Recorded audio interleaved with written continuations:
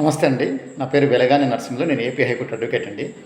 నేను ఈరోజు మీకు తెలియజేయబోయే చిన్న టాపిక్ ఏంటంటే, రీసెంట్గా తెలంగాణ హైకోర్టులో ఒక జడ్జిమెంట్ వచ్చి ఉన్నది. దానికి సంబంధించి మీతో డిస్కస్ చేయాలి అనే విషయంతో చెప్తున్నాను.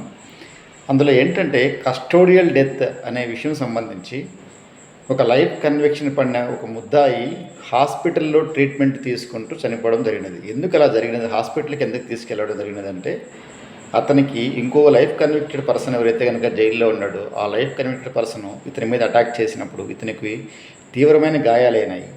ఈ గాయాలకు సంబంధించి ఇతనికి ట్రీట్మెంట్ ఇచ్చేదానికోసం అని చెప్పి ఫస్ట్ ఆ జైలు అథారిటీకి సంబంధించిన జైల్లో ఉన్నటువంటి హాస్పిటల్లో ట్రీట్మెంట్ ఇచ్చి అక్కడ బాగా కాని పక్షంలో అతను తీసుకెళ్లి గాంధీ హాస్పిటల్లో అడ్మిట్ చేయడం జరిగినది. గాంధీ హాస్పిటల్లో ట్రీట్మెంట్ పొందుతూ అతను మరణించడం జరిగినది. దీని తర్వాత కొంతకాలం తర్వాత వాళ్ళ వైఫ్ ఎవరైతే ఉన్నారో వాళ్ళు కస్టోడియల్ డెత్గా దీన్ని ట్రీట్ చేస్తూ కాంపన్సేషన్ చెల్లించవలను గవర్నమెంట్ తరఫున, లేకుంటే స్టేట్ తరఫున గవర్నమెంట్ కాంపన్సేషన్ ఇవ్వవలను అని చెప్పి క్లెయిమ్ చేస్తూ హైకోర్టును అప్రోచ్ అయ్యి రిట్ పిటిషన్ మూవ్ చేసి ఉన్నారు. రిట్ పిటిషన్ కోర్టు ఇనిషియల్గా 7,20,000 రూపీస్ కాంపన్సేషన్ అవార్డ్ చేసి ఉన్నారు.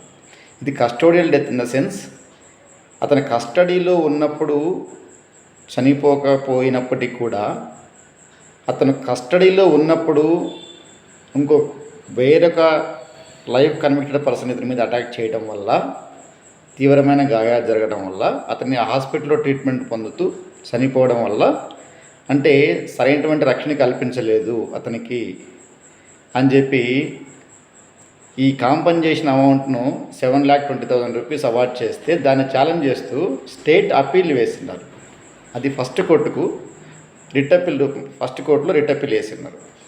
ఫస్ట్ కోర్టు సింగిల్ జడ్జి ఇచ్చిన ఆర్డర్ని కన్ఫర్మ్ చేస్తూ అదే తీర్పును నిర్ధారించడం జరిగినది. అంటే ఇక్కడ ఏంటంటే ప్రిన్సిపల్,